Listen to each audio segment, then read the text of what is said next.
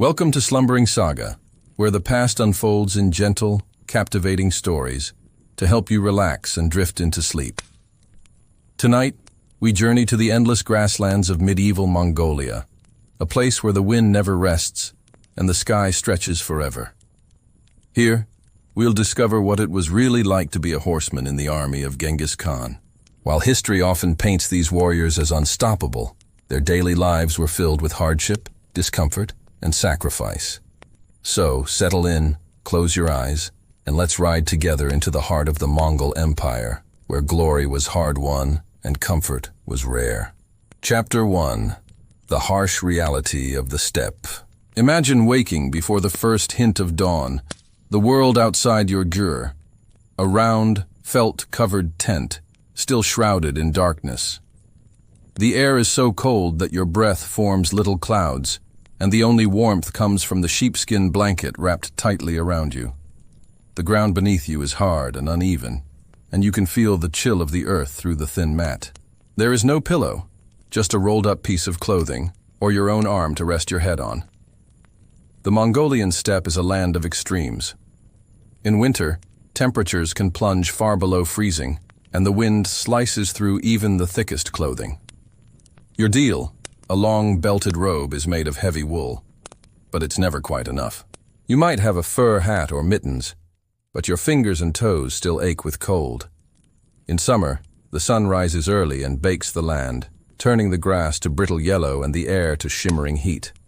There is little shade, and the only relief comes from the occasional cloud or the shadow of your horse. You rise with the rest of your unit, rubbing sleep from your eyes as you step outside into the biting wind. The landscape is vast and empty, stretching in every direction. The grass is short and tough, the earth dry and cracked. In the distance, you can see the silhouettes of other jurs, smoke rising from their chimneys as families prepare for the day. Breakfast is simple and quick. You might chew on a piece of dried mutton, tough as leather but packed with energy. If you're lucky, there's a bowl of hot, sour airag, fermented mare's milk, tangy and slightly fizzy. Sometimes you eat hard cheese made from goat or sheep's milk, or a handful of dried curds.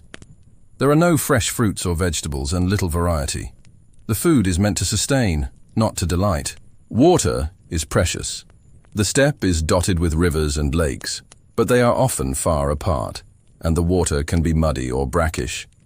You learn to ration every drop, to find hidden springs, and to endure thirst as a constant companion.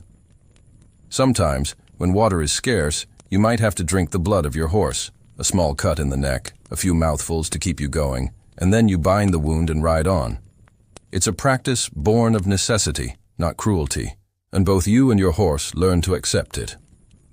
The weather is unpredictable. One day the sky is clear and blue, the air crisp and dry. The next, a storm rolls in, bringing rain, hail, or even snow. The wind is a constant presence, sometimes gentle, sometimes fierce enough to flatten tents and drive sand into your eyes and mouth. Dust clings to your skin, your clothes, your hair. You learn to live with it, to brush it off and keep moving. There is little comfort on the steppe. Your clothing is practical, designed for survival, not style. Your boots are sturdy but stiff, and your feet are often sore and blistered. You carry everything you own with you, your weapons, your bedding, your food. There are no luxuries, no soft beds, no warm baths. You learn to appreciate the small things, a patch of soft grass, a moment of sunshine, a cup of hot tea shared with a friend.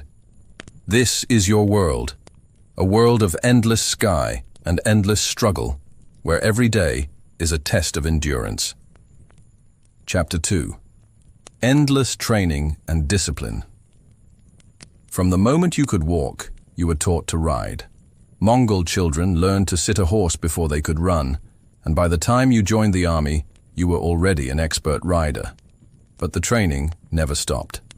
Every day, you practiced the skills that made the Mongol army so feared: shooting arrows at full gallop, changing direction in an instant, communicating with your comrades using only hand signals or the sound of a whistle.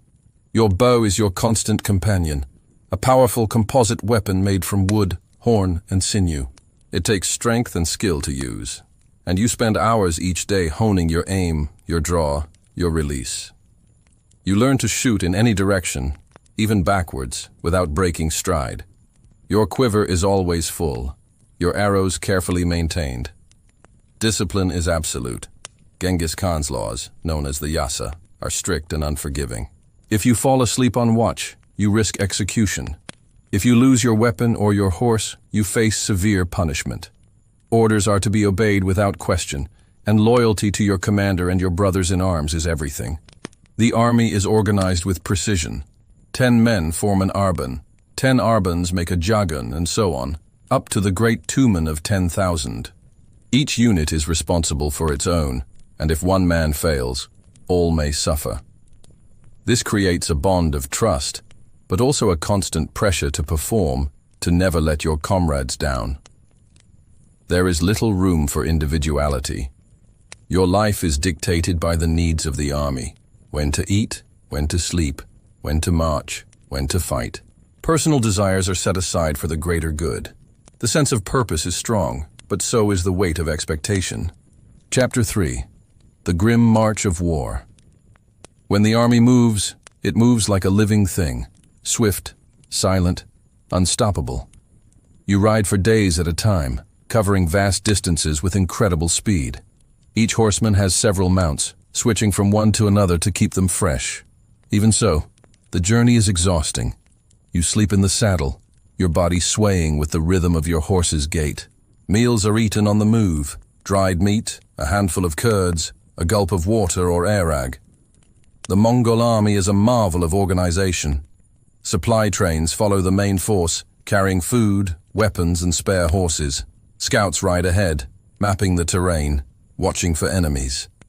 Communication is fast and efficient, with messages relayed by riders who can cover hundreds of miles in a single day. But the march is grueling. The weather is unpredictable. One day, blistering heat.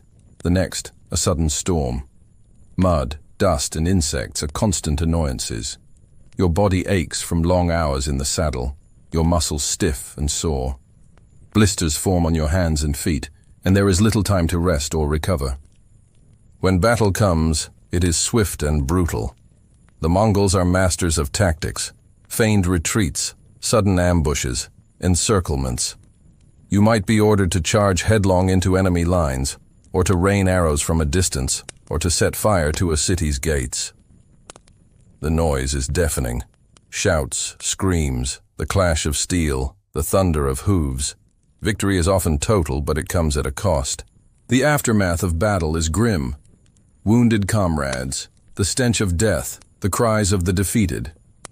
Sometimes you are ordered to carry out acts that haunt your dreams, destroying entire towns, leaving no survivors. The psychological toll is heavy, and there is little time to process what you have seen before the army moves on. Despite the camaraderie of your fellow horsemen, life in the army can be deeply lonely. You are far from home for months, sometimes years, at a time. The faces of your family fade in your memory, replaced by the constant presence of your comrades and your horse. Letters are rare, and news from home is even rarer. You wonder if your loved ones are safe, if your children remember you, if you will ever see your homeland again. The nights are the hardest. After the day's march, you gather around a small fire, sharing stories, singing songs, trying to keep the darkness at bay.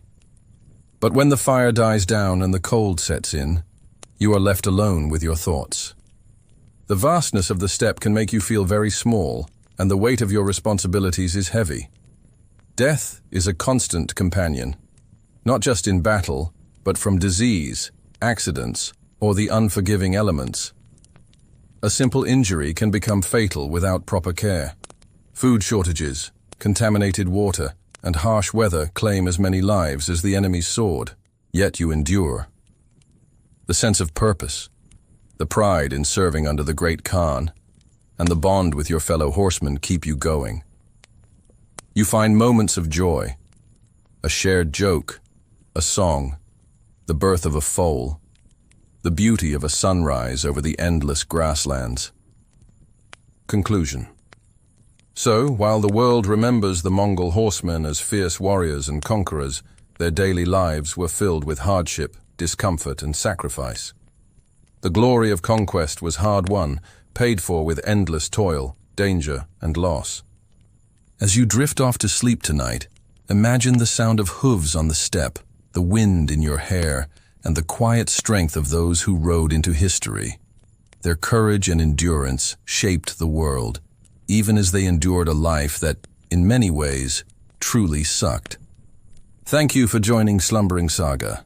If you enjoyed this story, please subscribe for more gentle journeys into the past. Good night, and may your dreams be peaceful.